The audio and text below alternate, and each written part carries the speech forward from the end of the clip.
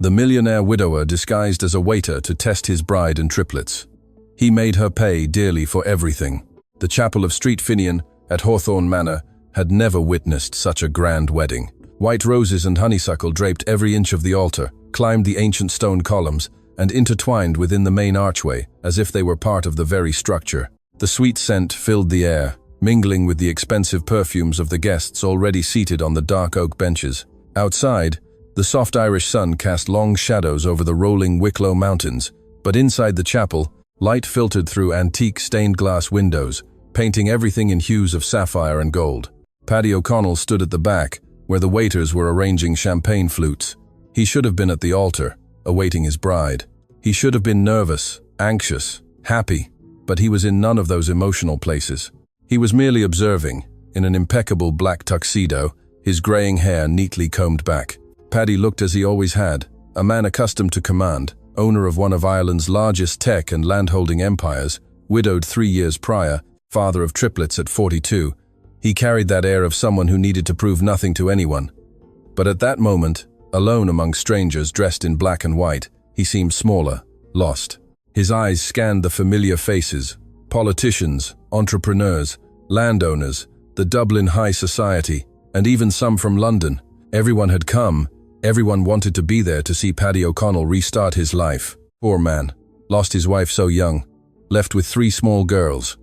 Now he'll finally have a woman to look after the house. This was what they said in the corridors, at dinner parties, at gatherings, as if he were incapable, as if he needed fixing, and perhaps he did. Perhaps that was why he had allowed Brona to enter his life so easily. Brona Healy, elegant, sophisticated, from a respectable but lesser family. She knew the codes, knew how to behave, spoke a little French, went to mass every Sunday.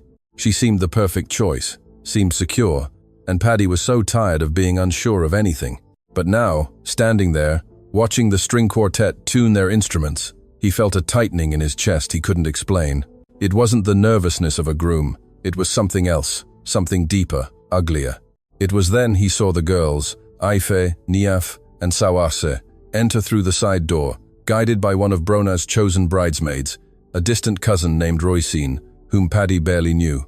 The 3 wore dresses of fine Irish lace, snow white, with enormous bows at the back and patent leather slippers. They looked like porcelain dolls, frightened dolls. Paddy felt his stomach churn. The triplets were 7 years old and identical on the outside, but anyone who knew them could tell them apart.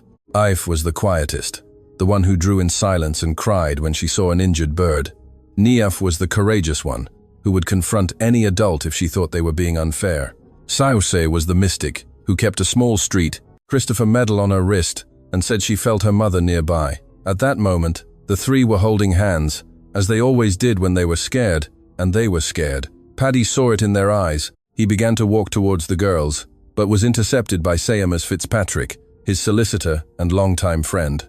Seamus, a man of almost 70, was always serious, always formal, but that day, there was something different in his expression, concern. "Paddy, we need to talk," Seamus said in a low voice, holding his arm firmly. "Not now, Seamus. I need to see the girls. It's about the girls." Paddy stopped. The 2 moved away to a more private corner near the sacristy. "What happened?" "They came to me half an hour ago, crying.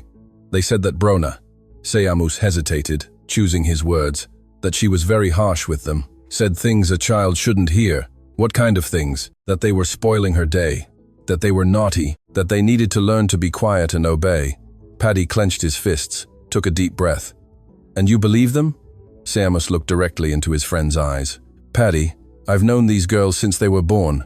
They don't lie. And there's more. Mammy Myred came to me before she left." The nanny's name sent a chill down Paddy's spine. Mammy Myred had resigned a week ago, crying, refusing to give clear explanations. Brona had said the woman was unstable, that she was jealous, that it was best to let her go. And Paddy, weak and confused, had let her. What did she say? Seamus took a small envelope from the inside pocket of his jacket. "She asked me to give you this, said it's urgent, that you need to read it before you go up to that altar." Paddy took the envelope, plain paper, nothing written on the outside. His hands trembled slightly as he opened it. Inside was a handwritten note in Mammy Mered's shaky script. "Paddy, for God's sake, don't marry her. She'll take everything from you. She'll take the girls from you. I saw things. I heard things. I'm sorry I didn't speak sooner. I was afraid, but I can't let you do this without knowing. Protect your daughters. They are all that's left of Caitlin. Don't let this woman destroy what you built, please. Paddy read it twice, 3 times. The words danced before his eyes. This is, he began, but couldn't finish. Serious? Sam was completed. Very serious. At that moment, the music began to play. The wedding march. The guests rose. Brona should be entering through the main door any second. Paddy looked at the altar, then at the triplets, who remained in the corner, huddled together, looking at him as if pleading for help. Then he looked at the note again. The world seemed to spin slowly. The candles flickered. The scent of roses suddenly became cloying. And Paddy O'Connell, a man accustomed to making decisions that moved millions, found himself completely paralyzed. Because deep down, he already knew. The signs had all been there. Aoife's torn dress last week, the slippers that disappeared and were found in the rubbish, Myred's sudden resignation, the way the girls became too quiet when Brona entered the room, the drawing Saoirse had made and left in his jacket pocket. 3 little dolls behind a closed door with a tall woman holding the key. He had seen everything, but had chosen not to see. And now he was seconds away from marrying a woman his daughters feared, holding a note that said exactly what his heart had been screaming for days. The main doors opened. Brona appeared. Beautiful, impeccable, smiling like a queen. The veil covered her face, but Paddy could see her eyes. Eyes that no longer seemed sweet. He looked at Seamus. What do I do? The solicitor placed a hand on his shoulder. Do you trust me? I do. Then give me an hour. Just 1 hour, and you'll discover who she really is. Paddy took a deep breath, closed his eyes, smelled the roses mixed with fear, and when he opened his eyes again, he had made the riskiest decision of his life. He was going to find out the truth, even if it meant pretending until the last second. A week before, the sun streamed through the girl's bedroom window, illuminating the organized chaos only children can make. Dolls scattered, coloring books open on the floor, 3 identical beds with white cotton sheets and floral quilts. Paddy was sitting on the edge of Aoife's bed, watching his daughter try to explain for the 3rd time what had happened to her dress. Daddy, I swear I didn't do anything. It was hanging there in the wardrobe, all pretty. Then I went for breakfast, and when I came back, it was torn. Her voice was thin, almost a whisper. Aoife had always been like that, too delicate for her own good. Paddy looked at the dress spread on the bed beside him. It was one of the dresses they were going to wear for the ceremony. Delicate, expensive white lace, and it was torn from the waist to the hem, a cut too clean to be an accident. But did you see anyone come in here? Paddy asked, trying to keep his voice calm. Aoife exchanged a glance with her sisters. Niamh was leaning against the wall, arms crossed, with that look that said she wanted to speak but was holding back. Saoirse fiddled with her Street Christopher medal nervously. We saw Brona, Niamh blurted out, defiantly. She came in early this morning, when we were still sleeping. Niamh, Paddy sighed. Brona wouldn't do such a thing, but she did come in, Daddy, Saoirse added, her voice soft but firm. I woke up and saw her. She was messing with things in the wardrobe. Paddy ran a hand over his face. He was tired, hadn't slept well, dreamed of Caitlin again. In the dream, she was sitting on the veranda of the manor, looking at him in her way, half sad, half worried. She didn't say anything, just looked, and Paddy woke up with a tightness in his chest, not understanding why. Look, girls, I know it's hard. I know you miss Mummy. I miss her too. But Brona, she wants to help. She wants to be part of our family. No, she doesn't, Niamh retorted, louder. She wants us to disappear. Niamh! Paddy raised his voice unintentionally. The 3 girls flinched. He took a deep breath, composed himself. Sorry, I shouldn't have shouted, but you need to understand that things are going to change, and change isn't always bad. Aoife started crying softly. Saoirse hugged her sister. Niamh remained with her arms crossed, looking at her father as if she were disappointed in him, and perhaps she was. Paddy left the room, unsure of what to do with the situation. He went downstairs in the O'Connell house, walked past the enormous living room, past the study, and went straight to the kitchen. He needed coffee, he needed to think. Brona was there, impeccable as always. Beige tailored trousers, white silk blouse, hair in a perfect bun. She was drinking green tea and flipping through a home decor magazine. When she saw Paddy, she smiled in that way that used to make him forget his troubles. Good morning, my love. Did you sleep well? More or less, Paddy replied, pouring coffee into a cup. Aoife's dress turned up torn. Brona made an expression of surprise that seemed rehearsed. Really? My God, how awful. How did that happen? She says she doesn't know. Says she woke up and the dress was like that. Ah, Paddy, Brona sighed, putting the magazine aside. These girls are so excitable. They probably played with the dress and tore it accidentally. Children are like that. They have no notion of the value of things. They said, "You entered their room early this morning." The silence lasted 2 seconds. 2 seconds that felt like an eternity. Me? Brona laughed. But the laugh sounded false. Love, I haven't even been near their room today. I've been here in the kitchen the whole time, talking to Eileen about the party menu. Eileen was the cook, a serious woman of few words. Paddy made a mental note to ask her later. They must have dreamed it, Brona continued, getting up and going to Paddy. She placed a hand on his arm, affectionately. Or they're making up stories. Children do that, you know, they want attention. Paddy wanted to believe her. God, how he wanted to believe her. Because the alternative was to think his daughters were right. And if they were right, then he had made a terrible mistake. Perhaps, he murmured, taking a sip of coffee. I'll have another dress made. Don't worry about it. You already have too much on your mind. She kissed his cheek and left the kitchen, leaving her French perfume in the air. Paddy was left alone, holding the cup, staring into nothing. The following days were a sequence of small disasters.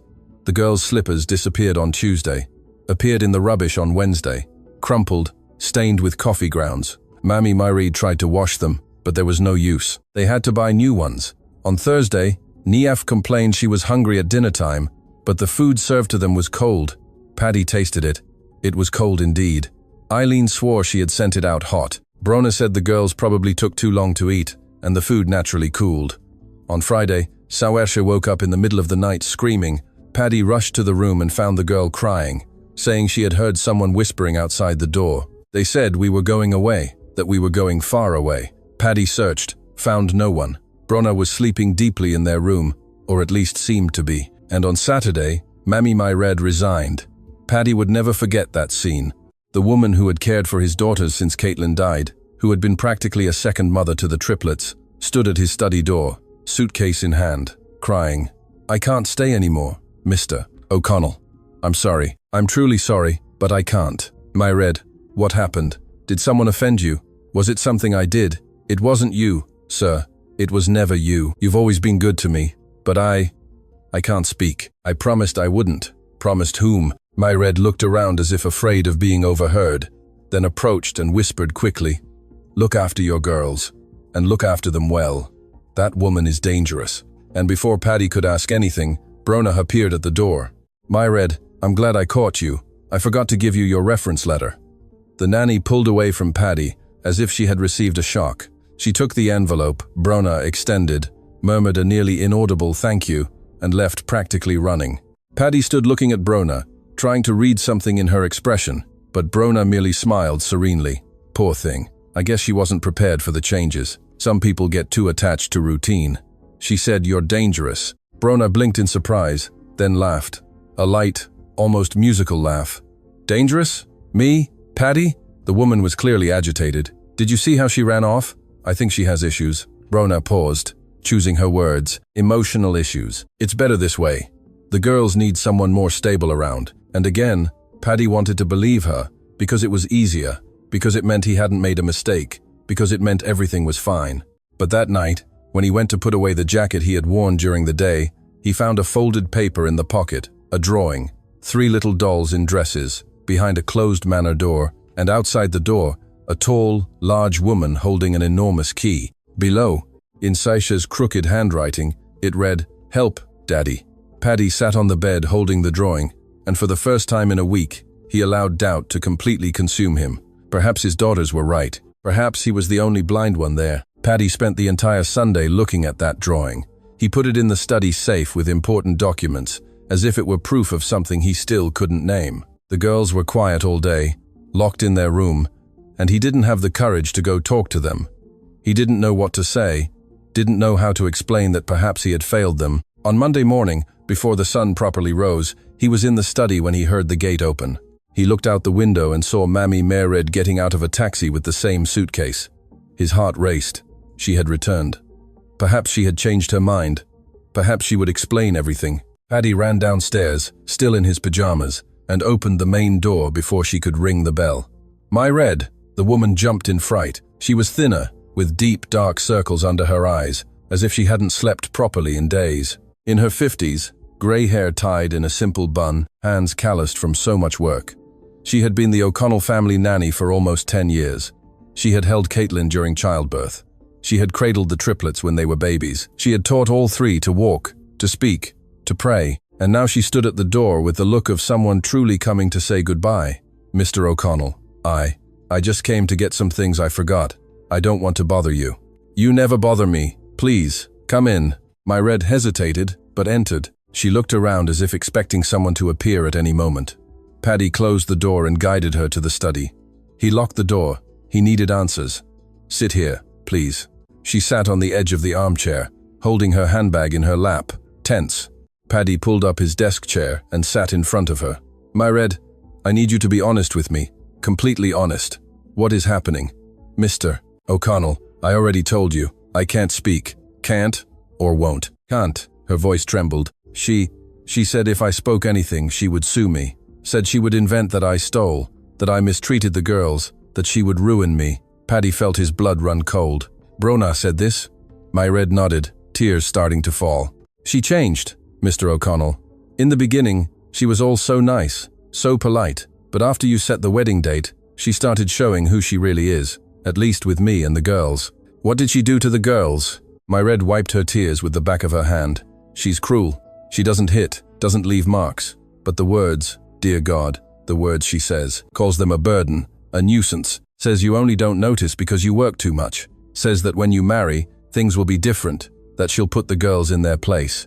Paddy felt his stomach churn. He wanted to say Myred was exaggerating, that she must have misunderstood, but he couldn't, because deep down, he already knew. And did you see her do anything besides talk? Myred looked at her own hands, took a deep breath. Ive's dress, I saw it. She entered the room when the girls were at breakfast, took the scissors, and tore it cleanly, coldly. Then she put the scissors away and left as if nothing had happened. And you didn't tell me? She saw me through the crack in the door, Mr. O'Connell. She knew I had seen. She came to me afterwards and said, if you open your mouth, I'll ruin you. No one will believe a housekeeper against me. And she was right. Who would believe her? I believe you, Paddy said, his voice coming out firmer than he expected.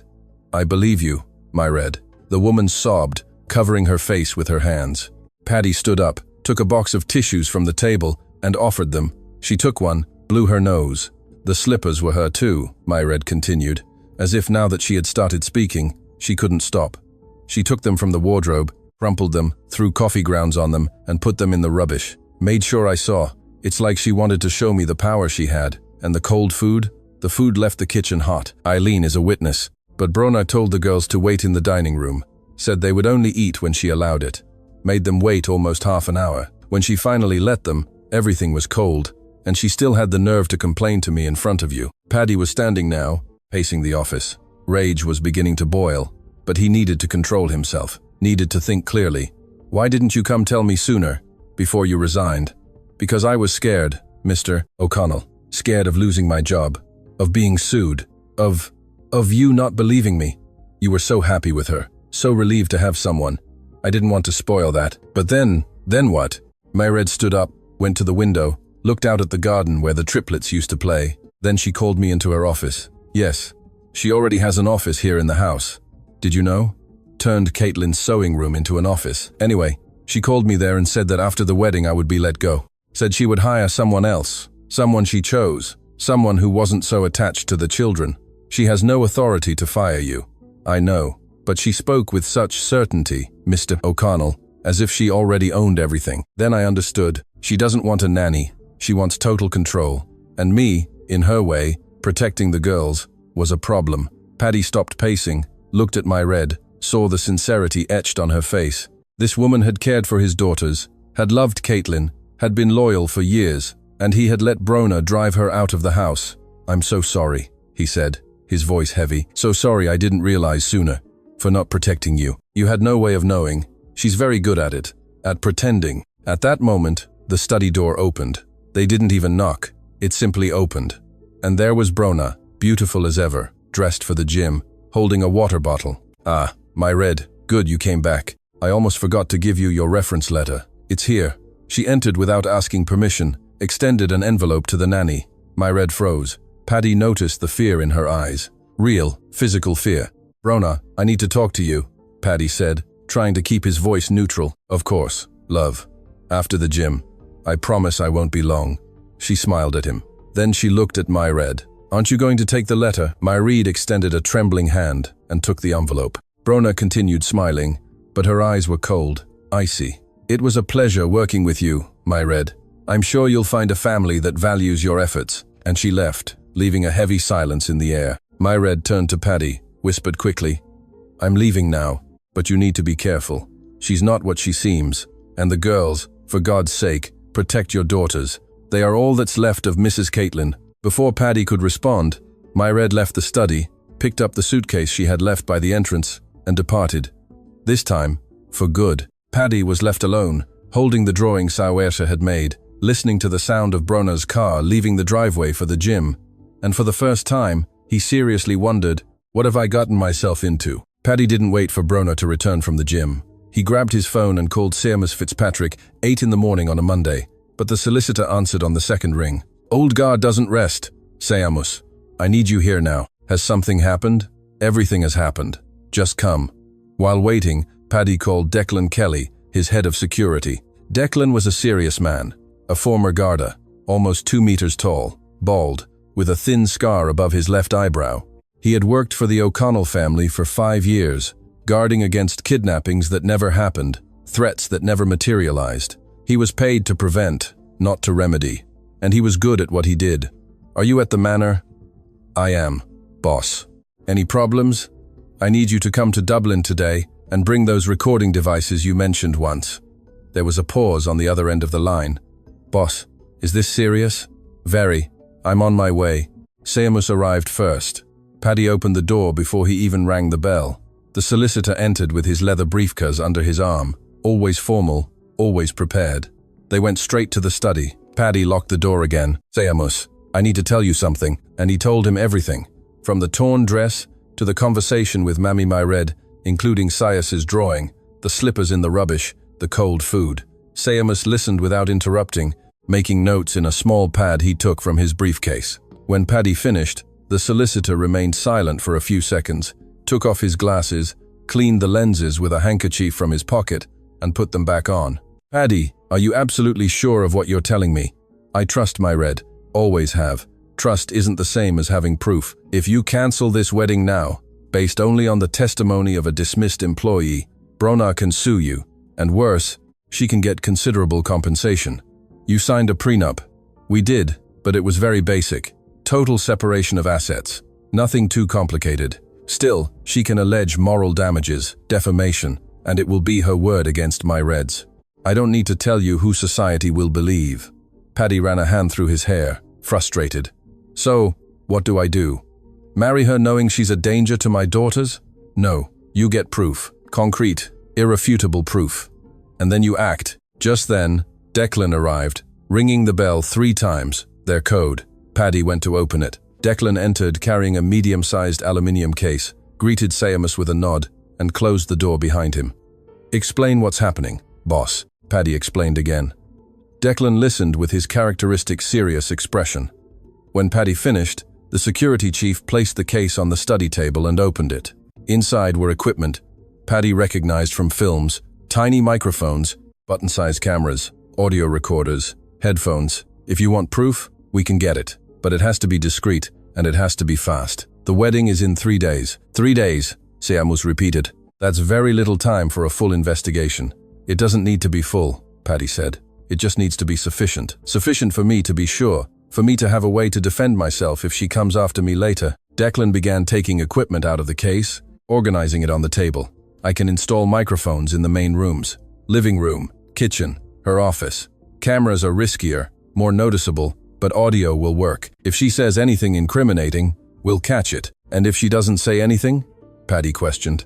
If she continues pretending until after the wedding? The three fell silent. It was Seamus who broke it. Then we force her hand. We create a situation where she can't pretend. How so? The solicitor stood up. He began pacing the office, thinking aloud. She only reveals herself when she thinks she's won, right?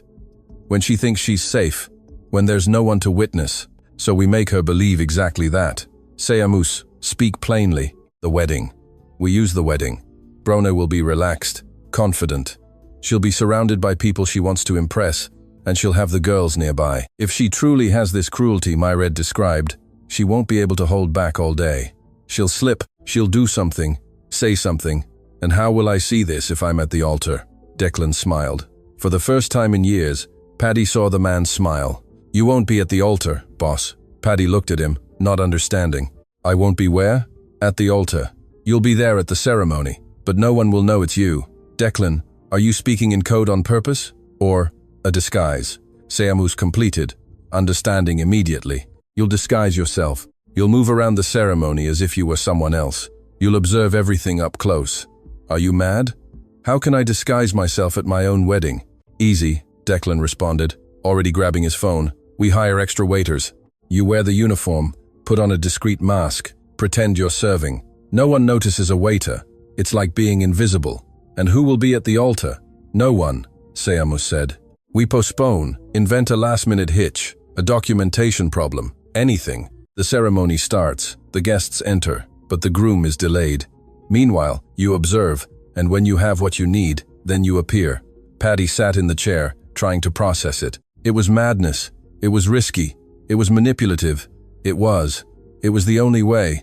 All right, he said, surprised by his own voice. Let's do this. Declan was already on the phone, organizing. Seamus took his briefcase, began making a checklist of what they needed to prepare, and Paddy sat there, watching the two men plan the most important test of his life. One thing, he interrupted. The girls, they can't know. If they know, they'll get nervous. They'll give away the game. Agreed, Seamus said. The fewer people who know, the better. And Brona, will she suspect if I disappear? Leave it to me, Declan responded. I'll invent an emergency, a problem at the manor, sick cattle, whatever, something that forces you to go there the day before the wedding. You go, sleep there, and the next day you appear already disguised. She won't even see you before the ceremony starts. Paddy nodded. The plan was taking shape, an absurd plan, worthy of a movie, but one that made sense, a twisted, desperate sense, but sense nonetheless. Seamus, you need to investigate her past, family, finances, previous relationships, everything. I'm on it. I have a private investigator who works with me, discreet, fast. In 3 days, we'll find out if she has any skeletons in her closet. And I'll install the microphones tonight, Declan completed. When she's sleeping, the three looked at each other. It wasn't a situation any of them had imagined being in one day, but they were there, and they would see it through. Thank you, Paddy said sincerely. You too. Thank you for believing in me. We're not believing in you, boss, Declan said, putting the equipment back in the case. We're believing in those 3 girls upstairs, and in Mrs. Caitlin, who must be turning in her grave, seeing this woman try to take her place. Paddy swallowed hard. Caitlin, God, what would she think of all this? But deep down, he already knew the answer. She would say, protect our daughters, no matter the cost. And that was exactly what he was going to do. The sun had not yet risen when Paddy arrived at Hawthorne Manor. He had spent a sleepless night, reviewing the plan 1,000 times in his head, trying to find loopholes, trying to convince himself he wasn't crazy. Declan picked him up at 5 in the morning, driving in silence through the empty roads of Wicklow, leaving Dublin behind as the sky slowly brightened.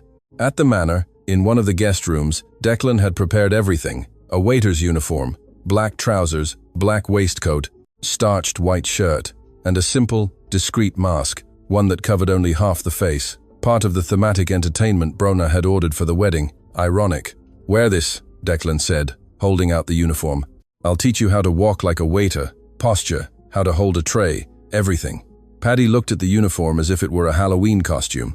I can't believe I'm doing this. You can. Now put it on. It took half an hour for Paddy to get used to the clothes, to the way of moving, to the tray in his hand. Declan was patient, correcting his posture, teaching tricks. Look at the floor when you pass by her. Waiters don't make eye contact with guests. You disappear into the background. At 7 in the morning, the first suppliers began to arrive. Florist, sound crew, wedding planner, kitchen staff, more waiters.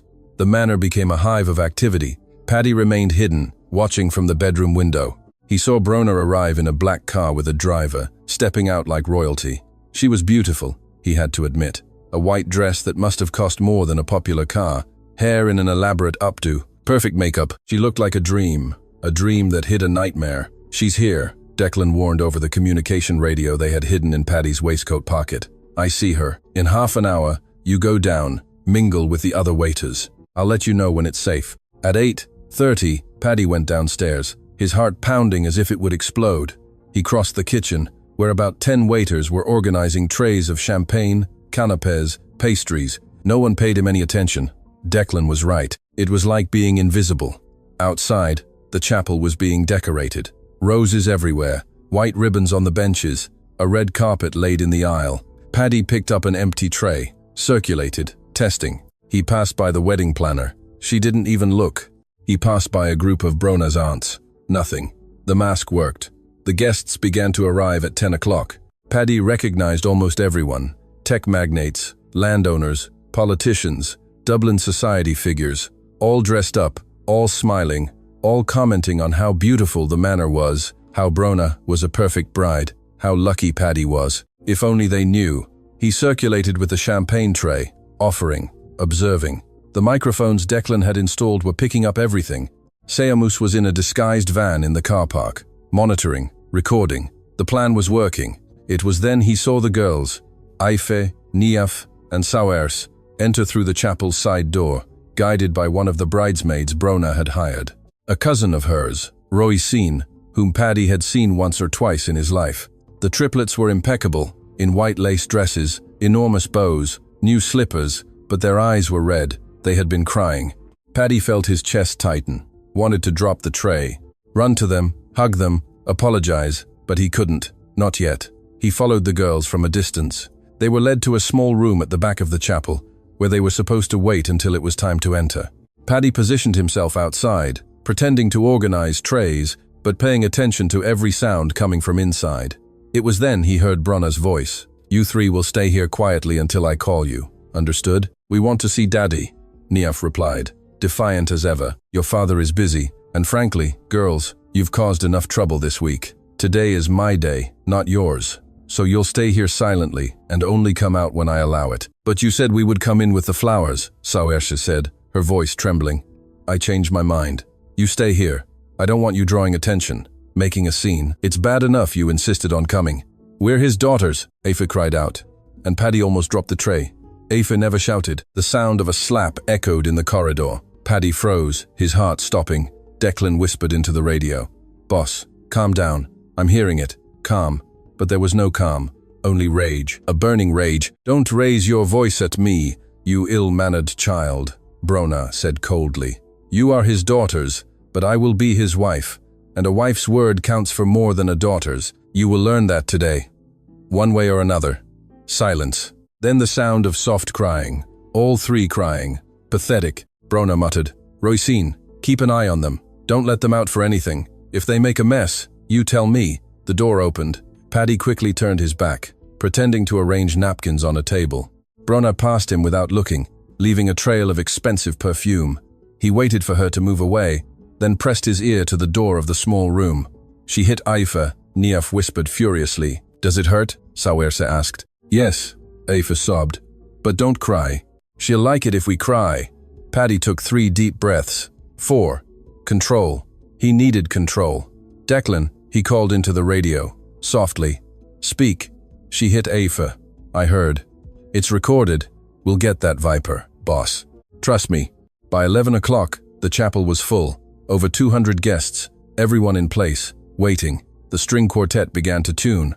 The wedding planner checked the last details, and Brona in the sacristy adjusted her veil with the help of 3 assistants.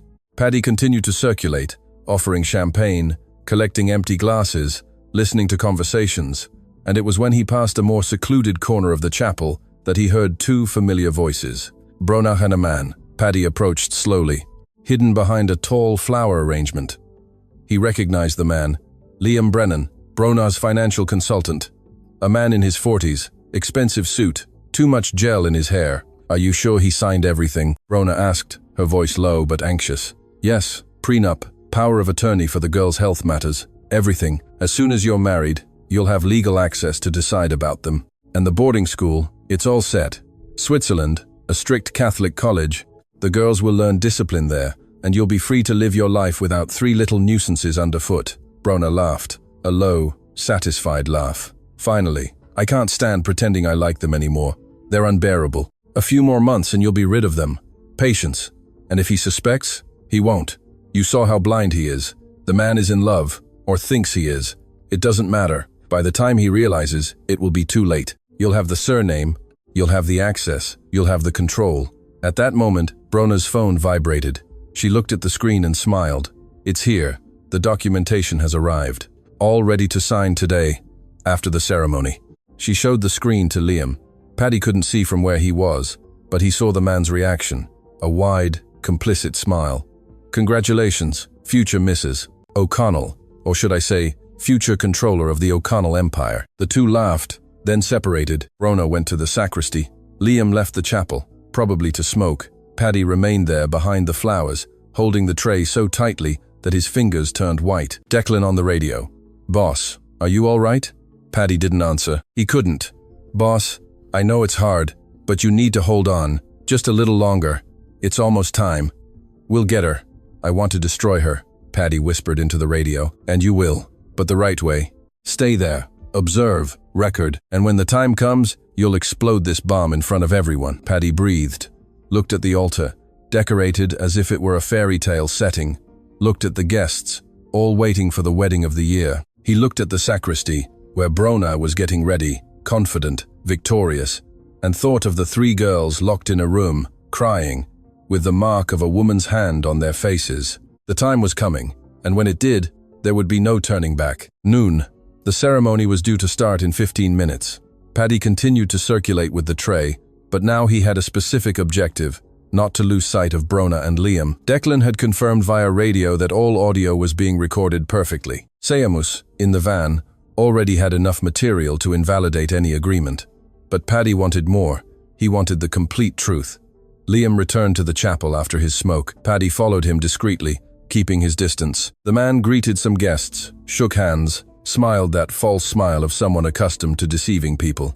Then he went to a side table where he had left a leather briefcase. He opened it, checked some papers, closed it again. Paddy passed by, offering champagne. Liam took a glass without even looking at him. "Thank you," he murmured distractedly, already checking his phone. Paddy moved away but continued observing. Liam typed quickly, concentrated, then pressed send, and put the phone in the inside pocket of his jacket. 30 seconds later, Bronov's phone rang in the sacristy. Paddy knew because he had asked Declan to install a microphone there too. He positioned himself near the half-open sacristy door, pretending to organize a dessert table. He could hear everything. "Hello, my love?" Brona answered, her voice sweet. After a pause, "Yes, I saw. Perfect. You brought the documents?" Pause. "Excellent. Leave them in the briefcase. After the ceremony, we'll sign. How long does it take to transfer the girl's guardianship?" Paddy felt his blood boil again. 2 weeks, Brona continued. "Perfect. So, by March, they can already be in Switzerland. You confirmed with the college?" Pause. "Excellent. And about the health power of attorney, he really signed without reading it properly?" Low laughter. "A man in love is a foolish man. I knew it. Okay, we'll talk later. Kisses." She hung up. Paddy heard her throw the phone into her bag. Then the sound of high heels approaching the door. He quickly moved away, returning to the main area of the chapel. Declan called on the radio. "Low. Speak, boss." She just confirmed everything. Girl's guardianship, boarding school, power of attorney. It's recorded. It's all here. Seamus is already putting together the dossier. Do you want to continue or stop this now? Paddy looked around. The guests chatted animatedly, oblivious to everything. The string quartet tuned their instruments.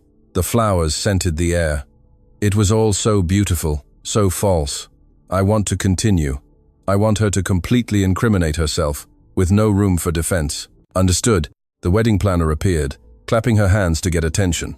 Everyone, we'll start in 5 minutes. Please take your seats. The guests began to settle onto the benches. Paddy positioned himself at the back, near the main door, from where he could see everything.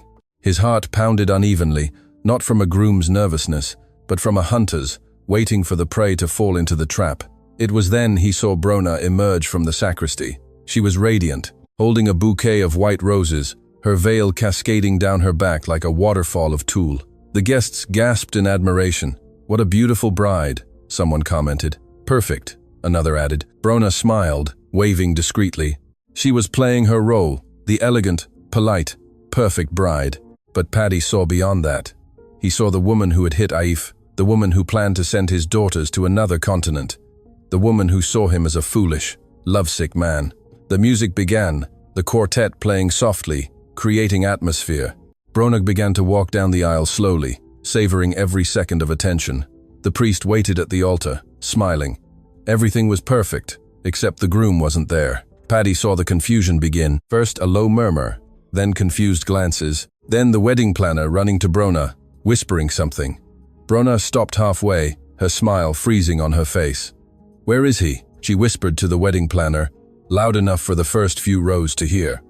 "I don't know. He should be here. I'll call Samus." Brona maintained her smile, but Paddy saw the rage in her eyes. Pure rage. She didn't like when things went out of control. The wedding planner returned, even more nervous. "Samus said there was a hitch, Mrs. O'Connell. Mr. O'Connell is resolving it, but will be here in a few minutes. He apologizes." Brona took a deep breath, turned to the guests, maintaining her composure. "A slight delay, everyone. Nothing major. Last-minute issues. Polite laughs. Comments about late grooms. All normal." But Paddy saw it, saw Brona squeezing the bouquet too hard, crushing the petals, saw her jaw clenched, saw the mask beginning to crack. She went to Liam, who was sitting in the third row, leaned in, whispering, "Where the hell is he? Calm down. It must be something work-related. He'll come. He can't do this to me. Not today. Brona, breathe. Smile. Everyone is looking." She straightened up, forced a smile, returned to the front of the aisle, but was restless, fiddling with her veil, adjusting her dress, looking at the door every 5 seconds. 15 minutes passed, then 20. The guests were starting to get uncomfortable. The priest checked his watch. The wedding planner had disappeared, probably trying to call Paddy again. It was then Brona made a decision. "Roisin," she called to her cousin, who was looking after the girls. The woman appeared nervous. "Yes? Bring the girls here now." "But you said." "I know what I said. Bring them. I need the guests to see that I care about them, that I'm a good stepmother." Roisin ran off, returned with Aife, Niaf, and Saiwars. The three entered the chapel with their heads down, still holding hands. When they saw the number of people, they became even smaller. Paddy felt the urge to run to them, take them away and protect them, but he held back. "Just a little longer, just a little longer." Brona went to the girls, smiled that false smile, and said loudly enough for everyone to hear, "My princesses, come here with Auntie Brona." The triplets didn't move. Brona insisted, her voice still sweet, but with a hint of threat that only they caught. "Come on, don't be shy. Everyone wants to meet you." Neve stepped forward, protective as ever. "We want our daddy." A heavy silence fell. The guests looked uncomfortable. Brona maintained her smile, but her eyes glittered dangerously. "Your daddy is coming, darling. In the meantime, how about you sit here in the front? We want to wait for him in the room," Saoirse said, her voice trembling. "You will stay here," Brona replied, the sweetness disappearing from her voice. "I didn't ask for your opinion. I gave an order." Aifa began to cry softly. Niaf held her hand tightly. Saoirse hugged both of them, and Brona, losing patience, losing composure, losing the control she had maintained for months, leaned down to the girl's height and whispered, but not low enough, "You're spoiling my day again. I can't stand you three anymore. After I marry, you'll learn what obedience is. You'll go far away from here, where you won't be able to bother me ever again." The closest guests heard. The shock was visible. Some women covered their mouths. Some men exchanged glances. Liam stood up, trying to intervene, but it was too late. The mask had fallen. Paddy saw everything, recorded everything in his memory, and decided he had seen enough. He placed the tray on a side table, slowly removed his mask, and began to walk down the chapel aisle. Each step was firm. Each step was justice. The first to notice were the guests at the back, whispers, glances, then those in the middle, and finally, Brona. She turned her head, saw Paddy walking towards her, and her face went pale. "Paddy, what? Why are you?" He didn't answer, just kept walking. He passed her without looking, went straight to the girls. He knelt in front of the three, took off his mask completely, and hugged them tightly, as he hadn't for months. "I saw everything," he whispered, just for them to hear. "I'm sorry it took so long, but it's over. I promise it's over." The triplets clung to him, crying. Paddy felt their tears wet his uniform waistcoat. He felt their small bodies trembling, and felt a rage so great it almost didn't fit inside him. But he also felt something else, determination. He stood up, holding the hands of the three girls, and finally looked at Brona. "We need to talk." Brona looked at Paddy as if seeing a ghost. Her mouth opened, closed, opened again. No words came out. Around them, the guests began to stir in their seats, uncomfortable, not quite understanding what was happening. "Paddy, I don't understand," she finally managed to say, her voice strange, strained. "Why were you dressed like that?" "I said we need to talk," he repeated, still holding the girl's hands. "But before that, there's something you need to hear." He made a discreet signal. Declan appeared at the chapel's side door, walking with that presence that didn't go unnoticed. 2 meters tall, broad shoulders, carrying a tablet in his hand. Seamus entered right behind him with his leather briefcase under his arm. Brona saw the two approaching and something changed in her face. Confusion gave way to fear, then to understanding, and finally to rage. "What have you done?" she whispered. "What have I done?" Paddy almost laughed. "Brona, I've just discovered what you've been doing for months." Liam stood up from his seat, trying to intervene. "Look, Paddy, I think there's a misunderstanding here." "Sit down," Declan said, his voice low, but with an authority that left no room for discussion. Liam sat. Seamus positioned himself next to Paddy, opened his briefcase, and took out some papers. "Ladies and gentlemen," he began, his experienced lawyer's voice echoing through the chapel. "I apologize for the unusual interruption of this ceremony, but there are some legal matters that need to be clarified before any marriage can be performed." Murmurs among the guests. Someone took out a phone to record. Another whispered scandal to the person next to them. "Seamus, what are you doing?" Brona tried to sound firm, but her voice trembled. "This is ridiculous. This is embarrassing." "Do you know what's more embarrassing?" Paddy said, finally letting go of the girl's hands and taking a step forward. "Discovering that the woman you were going to marry planned to steal your daughters." Gasps in the audience. Brona turned red. "That's a lie, Paddy. You've gone mad. I would never." "Declan," Paddy interrupted. "Show her." Declan activated the tablet, connected it to a large screen that had been hidden behind the altar, installed at the last minute by the sound crew. The screen lit up, and then Brona's voice echoed through the chapel, crystal clear, unmistakable. "Finally, I can't stand pretending I like them anymore. They're unbearable." Absolute silence. 200 people in complete silence. The recording continued.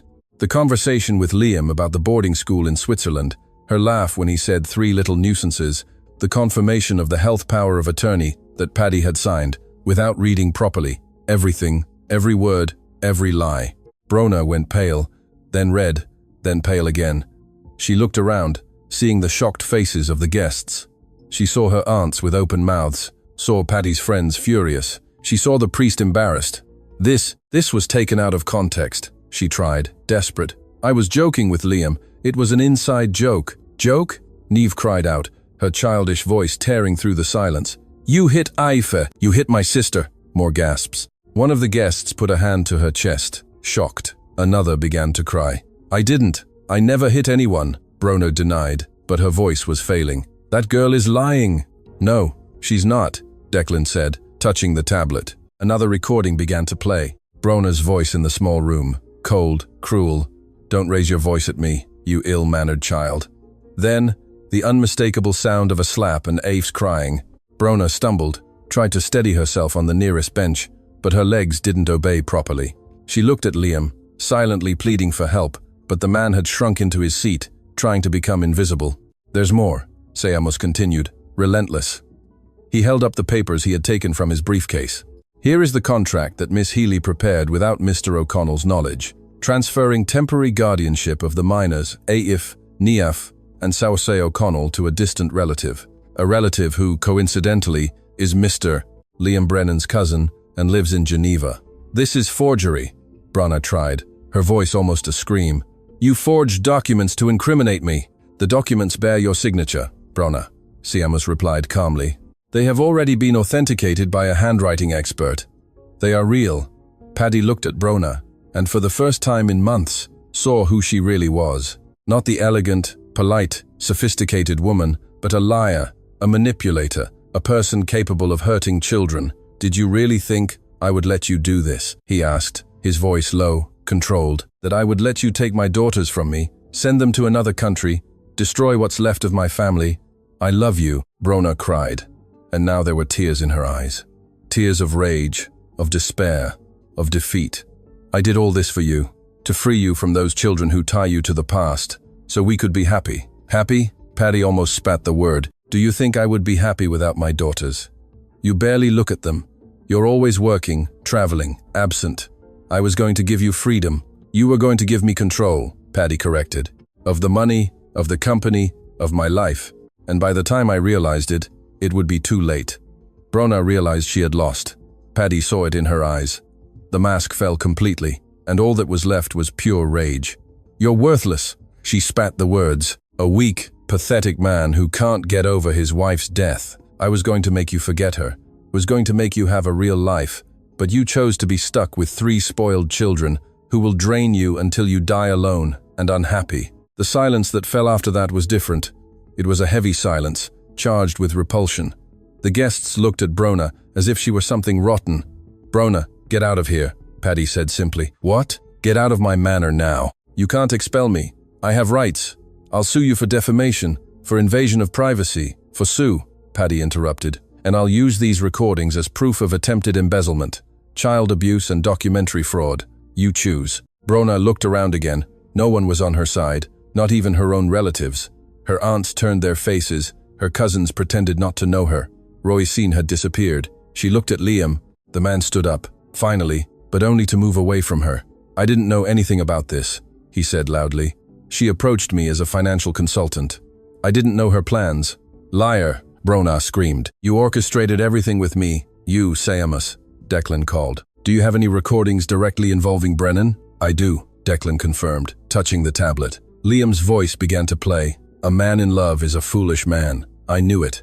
Liam went pale, looked at the door, calculating if he could run, but Declan was in the way. 2 meters of pure impediment. No one is going anywhere, Seamus said, until the Gardaí arrive. Gardaí, Brona practically shrieked. You called the Gardaí? Of course, Paddy responded. Child abuse is a crime. Attempted fraud, too. Did you think you would get away with a warning? It was then Brona completely lost control. She lunged towards Paddy, screaming, her hands extended like claws, but Declan intercepted her first, holding her by the arms, containing her. Calm down, madam. Don't worsen your situation. Let me go, she screamed, struggling. Let me go, you animal. The girls clung to Paddy, frightened by the scene. He hugged them, covering their ears, protecting them from the spectacle. Sirens began to wail outside. The Gardaí had arrived. 2 officers entered the chapel, assessed the situation, and went straight to Declan. Is she the one? One of them asked. It's her and him, Declan confirmed, pointing to Liam. The 2 were taken away. Brona still screamed, threatening to sue everyone, promising revenge.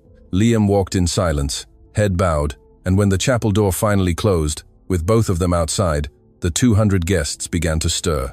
Some left discreetly, embarrassed. Others were too shocked to move.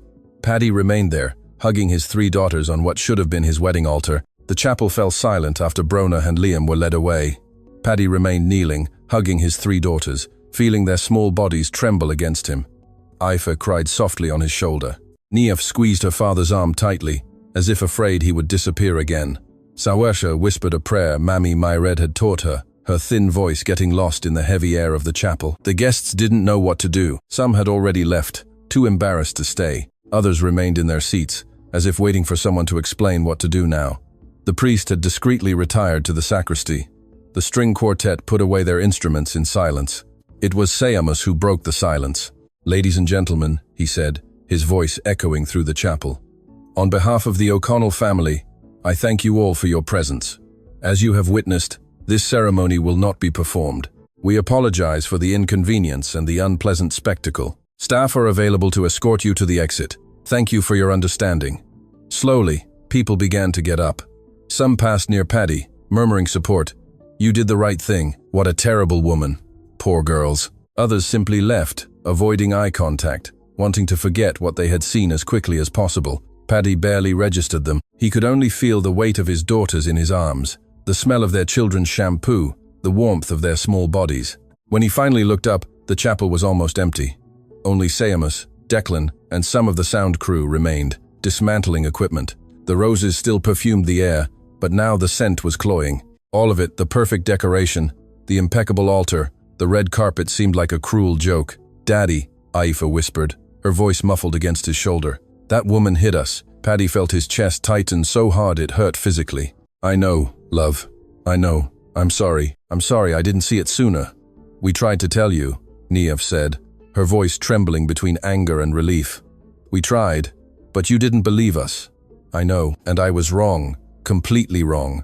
You were always right. Mummy would have believed us," Saoirse said, and those words were like a knife in Paddy's heart, because they were true. Caitlin would have believed them, would have seen, would have protected them, and he had failed where she would have succeeded. "Mummy would have believed you." "Yes," he agreed, his voice hoarse. "And I should have believed you too, but I was lost. I was alone, and I thought I needed someone to help, but the person I chose was the wrong one, and who paid for it were you." He pulled back a little, held their three little faces, looked into each of their eyes. "I promise you," he continued, each word weighing like an oath, "I promise I will never again let anyone hurt you. Never again will I doubt you when you tell me something is wrong, and never, ever again will I put anyone else before you. You are my priority. You are my family. Only you." The three hugged him again, tightly this time, and Paddy let his own tears fall, without shame, without fear of looking weak. "Boss," Declan called discreetly, "someone here wants to speak with you." Paddy looked back. Mammy Myred was standing at the chapel door, hands clasped, nervous. When she saw the girls, her eyes filled with tears. "Myred," Paddy said. Standing up, the triplets saw their nanny and ran to her. "Mammy Myred," all three cried together, throwing themselves into the woman's arms. She fell to her knees, hugged all three at once, kissed their little faces, wiped their tears with her own hands. "My girls, my loves, thank God everything is all right." Paddy approached. Myred stood up, still holding the children's hands. "Mr. O'Connell, I don't even know what to say. When Seamus called me, telling me what had happened, You were right," Paddy interrupted, "about everything, and I should have listened to you from day one. I'm sorry I didn't protect you too. You don't need to apologize, sir. You did what you thought was right, and now the girls are safe. That's what matters." "Myred," Paddy took a deep breath, "I wanted to make you a proposal. I know I was unfair to you. I know I hurt you. But would you agree to come back to look after the girls, with triple your salary, and a clause in the contract that no one but me, can dismiss you?" Mammy Myred smiled, tears still streaming. "I'd come back for free, Mr. O'Connell.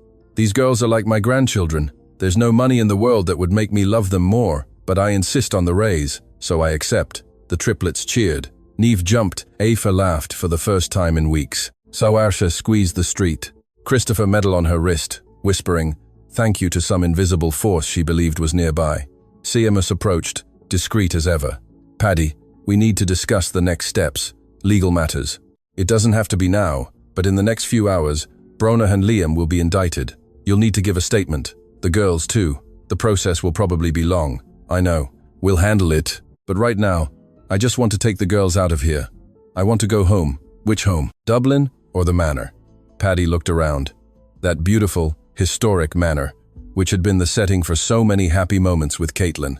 But now it was stained with the memory of Brona, with the wedding that almost destroyed everything. "Dublin. I need a place that doesn't remind me." "Understood." "Declan, you'll take them?" "Yes, I will," Declan confirmed. Then he looked at Paddy with something that could have been respect. "Boss, you were brave today. Many people wouldn't have done what you did. I just did what was right. Should have done it sooner. But you did it now, and that counts." They left the chapel. Outside, the Irish sun was strong, warm. Life continued normally around the manor. Staff worked. Birds sang. The world hadn't stopped just because his had almost collapsed. The car was waiting. A black SUV, tinted windows, comfortable. Paddy got into the back seat with the three girls. They snuggled against him, each wanting physical contact, wanting to confirm that their father was truly there. Mammy Myred got in front, next to Declan, who was driving. Seamus went in his own car, carrying the briefcase with all the documents, all the evidence. The drive to Dublin was silent. The girls fell asleep, emotionally exhausted. Paddy kept looking out the window, watching the Irish countryside pass by, the mountains, the fields, the small towns, thinking about everything that had happened, how blind he had been, how he had almost lost everything. When they arrived at the O'Connell house in Dublin, the sun was already beginning to set. The house was empty. Brona had ordered almost all the staff dismissed for the wedding day. Now it seemed like a large, cold museum. "Declan, could you do me a favor?" Paddy asked, still in the car. "Have everything related to Brona removed from this house. Everything, clothes, perfume, photos, anything. I don't want even a trace of her here." "Consider it done, boss." They entered. Mammy Myred took the girls straight to their room, promised to make their favorite dinner, hearty Irish stew and apple tart, real Irish comfort food. Paddy stayed in the living room, alone, for the first time in hours. He sat on the sofa, took off the waiter's waistcoat he was still wearing, threw it on the floor, and looked at his own hands. They trembled slightly. Everything had happened so fast, so intensely, and now that it was over, his body didn't know how to react. It was then he felt a presence. He turned and saw Aoife standing at the door, holding her favorite blanket, the one Caitlin had knitted before she died. "Daddy, are you all right?" Paddy smiled, opened his arms. "I am now, daughter. I am now." She ran and threw herself into his lap. Nifa and Saoisha appeared immediately after, not wanting to be left out. And there, squeezed on the sofa, the four of them remained in silence, finally at peace, finally safe, finally a family again. 3 months after the wedding that never happened, Paddy was sitting in Seamus's office in central Dublin. Through the window, he saw the movement on O'Connell Street. Cars, buses, hurried people, life continuing, indifferent to everyone's personal dramas. "Coffee?" Seamus offered, serving 2 cups. "Needed," Paddy accepted, taking the cup. He hadn't slept properly since Sunday. Every time he closed his eyes, he saw the scene in the chapel, heard Brona's voice, saw the girls' frightened faces. Seamus sat behind his mahogany desk, adjusted his glasses, opened a thick folder. "So, let's get to the facts. Brona Healy and Liam Brennan have been formally indicted. She for attempted embezzlement, document forgery, and assault on a minor. He for complicity and fraud. How much time can they get? At least 3 years, maximum 8, depending on the judge, the lawyers, how the defense works. But with the evidence we have, it's hard for them to escape punishment." Paddy took a sip of the coffee. It was strong, bitter, matching the moment. "And the civil process, that's where it gets interesting," Seamus continued, flipping through documents. "Brona is trying to sue you for moral damages, alleges she was publicly exposed, humiliated, defamed. Is she serious?" "Completely." Her lawyer filed the request yesterday. "Wants 500,000 euros in compensation." Paddy laughed, a dry, humorless laugh. "She really is shameless. She is, but it won't amount to anything. We have too much evidence, the recordings, the documents, the testimonies. Any judge who analyses the case will dismiss it immediately. Still, you'll have to appear, give your official statement, go through the whole process." "And the girls?" Seamus hesitated, took off his glasses, cleaned the lenses with his handkerchief. "They'll need to be heard. It can be done in a protected way, with a psychologist present, without the defendants present. But it will be difficult for them. They'll have to recount everything they suffered. I don't want to expose them to that. I know. But it's necessary. To ensure that Brona and Liam are punished, the girls need to confirm the facts. It's the law." Paddy closed his eyes, took a deep breath. More suffering for his daughters, but this time, at least, it would be to achieve justice. "Okay, I'll prepare them, talk to them calmly, but I want the best child psychologist in Ireland to accompany them. Already hired Dr. Fiona Reid, a specialist in child trauma. She'll start seeing the girls next week, preparing them for the testimony." Seamus took another document, a smaller one. "There's something good amidst all this. Remember the investigation I asked for into Brona's past?" "I remember. My investigator found some interesting things." He slid the document across the desk. Paddy took it, began to read, and with each line, his eyes widened. Brona Healy was not who she claimed to be, or rather, she was, but with some strategic omissions. Before Paddy, she had been engaged to 2 other widowers, one in Cork, another in Belfast. Both rich, both with small children. In both cases, the engagements were broken shortly before the wedding. In the Cork case, the man discovered she was trying to alter his will. In the Northern Ireland case, one of the widower's daughters fell down the stairs, an unexplained accident, and the father broke everything off out of suspicion. "My God," Paddy whispered. "She does this professionally." "Exactly. She's a con artist, specializing in widowers with assets and small children. She approaches, seduces, manipulates, and when she thinks she has enough control, she acts. The pattern repeats. Why didn't those men report her? Shame, fear of exposure, and she's smart," Seamus explained. "Always leaves before the evidence is concrete. In the other cases, She disappeared before they could prosecute. With you, it was different. You went further in the investigation, got real proof. Paddy stood up, went to the window, saw a couple on the street walking hand in hand, laughing, happy, and thought about how naive he had been, how he had almost given everything, his daughters, his life, his wealth, to a criminal. Seamus, I want to expose her publicly. I want everyone to know who she is, what she does, so that no other man falls for this. I've already thought about it. We can leak the information to the press discreetly, of course, without it looking like it came from you. In a week, her story will be in all the newspapers. Do it. Seamus made a note. Then he took another envelope, this one thinner, and there's this. I found it among the documents we seized from Brona's house. Paddy took the envelope. Inside, a handwritten letter. He recognized the handwriting immediately. Caitlin, his hands trembled holding the paper. It was a letter to him, written months before Caitlin died. A letter she had left with Mammy Myred, with instructions to be delivered if something happened and he needed guidance. Paddy read, and the tears began to fall even before he reached the middle. My love, if you are reading this, it means I am no longer here, and it probably means you are lost, trying to figure out how to move forward.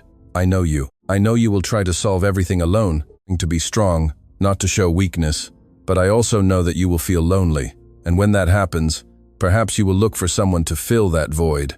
If that day comes, I only ask one thing: protect our girls, protect them above all else. Do not let anyone treat them as a burden or a problem. They are the best of us both. They are our continuation. They are what is purest and truest in this world. I know you will make choices, some right, others wrong. That's okay, you're human. But if one day you have to choose between someone new and our daughters, choose them, always them, because a father's love is forever. A father's love does not fail. I love you forever and will always be near, in some way, looking after all four of you. You're Caitlin. Paddy finished reading and couldn't hold back. He cried right there in the office. Without shame, Seamus remained silent, respectful, letting his friend empty himself. She knew, Paddy said when he managed to speak. She knew I would need this. Caitlin was a wise woman, and I almost betrayed her memory.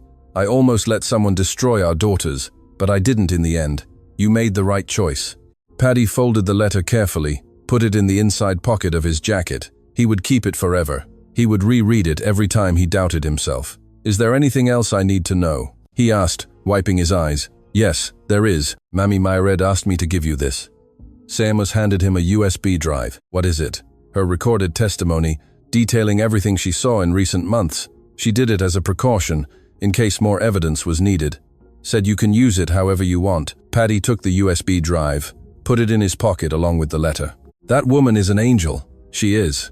Take good care of her. I will. Seamus closed the folder, leaned back in his chair. Paddy, it's going to be a long road. The process, the exposure, the testimonies. It will hurt. It will be tiring, but in the end, you'll be fine. You and the girls, because you are a real family, and a real family doesn't break. Paddy nodded, stood up, shook the solicitor's hand. Thank you, he said, for everything, for believing in me, for helping me save my daughters. It's my job and my honor. Paddy left the office, took the lift down to the car park. In his car, before starting the engine, he took out his phone. He had messages of support from friends, partners, family members. He had messages from journalists requesting interviews. And he had a message from Declan. Boss, the girls asked you to come home early today, said they have a surprise. Paddy smiled for the first time in days, a true smile. He put his phone away, started the car, and headed home to where it truly mattered. 3 months later, Saturday morning light streamed through Paddy's bedroom window, bringing that golden glow typical of an Irish summer. He woke slowly, unhurriedly, without the stressful alarm that rang on weekdays. It took a few seconds to register the smell coming from the kitchen. Soda bread baking, fresh coffee, and something that smelled like apple tart. He smiled. Mammy Myred was making a special breakfast again. He got up, put on his tracksuit bottoms, and the old t-shirt the girls had given him for his birthday. It had "Best Dad in the World" written on it in colored markers, a little crooked, but made with love. It was the most valuable garment he owned, even though it hadn't cost a penny. He went downstairs in the O'Connell house. The house was different. Now the walls, which had once been too white, too cold, had gained color. Framed drawings by the girls, photos of Caitlin displayed without fear. Life. The house had come back to life. In the kitchen, He found the organized chaos that only 3 7-year-olds can create. Aife was sitting on the counter, licking a spoon of cake batter. Nif was helping Mami Myred take soda breads out of the oven. Saisha was setting the table, placing plates, napkins, juice glasses. "Good morning, troop," Paddy announced. "Daddy," the three cried together, dropping everything and running to hug him. He knelt, picked all three up at once, exerting himself. They were getting big. Soon he wouldn't be able to carry all three together, but for now, he still could, and he savored every second. "What are you up to?" "We made breakfast," Aifa announced proudly. "Well, Mami Myred made it," Niaf corrected, ever honest. "But we helped, and there's a surprise," Soes completed, her eyes shining. "A surprise? What kind of surprise?" "Can't tell you," she whispered, dramatically. "Otherwise it's not a surprise." They all sat at the table. Warm soda bread, apple tart, sliced fruit, fresh orange juice. Simple, Irish food, made with care. Paddy ate slowly, savoring each bite, savoring especially the moment. The girls laughing, telling school stories, making bad jokes. In the last 3 months, a lot had changed. The case against Brona and Liam was ongoing. They had been convicted in the first instance. She was sentenced to 5 years in prison, he to 3. Both appealed. But Seamus was confident that the sentence would be upheld. The girls had given their testimony with Dr. Fiona Reid by their side, and had been incredibly brave. Paddy had never felt so proud. The story had leaked to the press, as planned. Brona became persona non grata in Irish society. She lost friends, family, reputation. The other cases came to light. Her previous engagements, her attempted scams. She was ruined, and Paddy felt no pity. But the most important thing had not been legal justice. It had been reconstruction.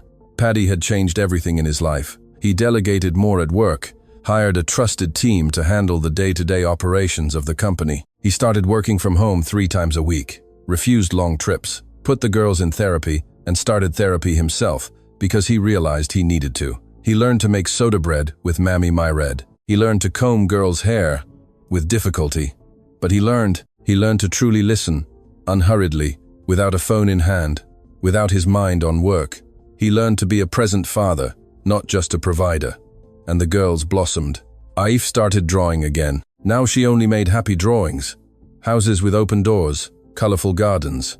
Niaf became defiant again, but in a healthy way, asking questions, questioning the world.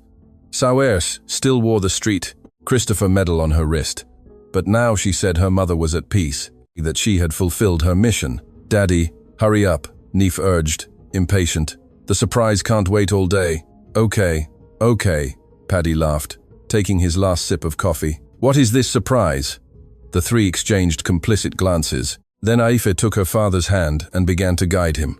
"Come with us. It's outside." They went out the back door to the garden. Paddy had no idea what to expect.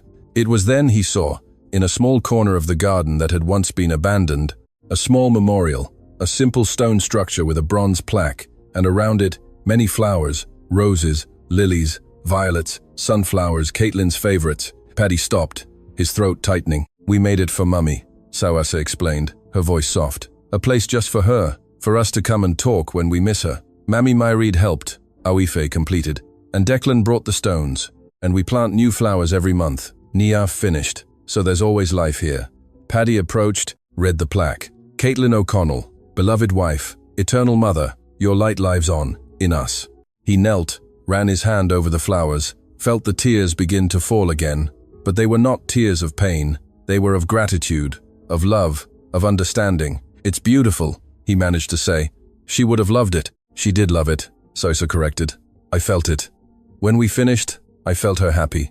Paddy hugged the 3 of them there in the garden, in front of the memorial to the woman who had been the love of his life, and realized that Caitlin had never truly left. She was there, in each of the girls' smiles, in each gesture of affection, in each moment of courage. "There's one more thing," Niamh said, taking something from her pocket.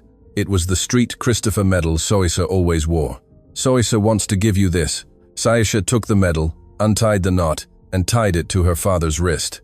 "Now it's yours. You kept your promise. You protected us. Mummy would be proud." Paddy looked at the poorly tied knot, at the worn fabric of the medal. It was worth more than any jewel, any title, any professional achievement he had ever attained. "Thank you," he whispered. "Thank you for not giving up on me." "We would never give up," Aifa said as if it were obvious. You're our daddy." They stayed there for a while in silence, just being together. Then they went back inside. Paddy helped wash the dishes. The girls dried. Mammy My Red put them away. Teamwork. A real family. In the afternoon, they went to Hawthorne Manor. Paddy had decided not to abandon the place. It held too many good memories. So, they did an energetic cleansing, redecorated, created new happy moments to replace the bad ones. The girls ran through the fields, played in the stream, climbed trees. Paddy sat on the veranda watching, with a pint in his hand and peace in his heart. Declan appeared, sat next to him. "How are you feeling, boss?" "Good, finally good. The girls are different, lighter. They are, and so are you. You did the right thing. It took time, but you did it." "It took too long," Paddy admitted. "I almost lost everything. But you didn't lose it, and that's what counts." They stayed there watching the triplets play until the sun began to set. As the sky turned orange and purple, the girls returned, tired and dirty and happy.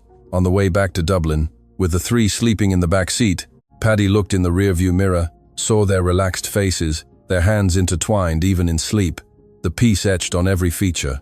And he thought of Brona, locked in a cell, paying for her crimes. He thought of Liam, ruined. He thought of how naive he had been, how he had almost destroyed everything. He also thought of new beginnings, of second chances, of how true love, a father's love, a family's love, always finds a way to win.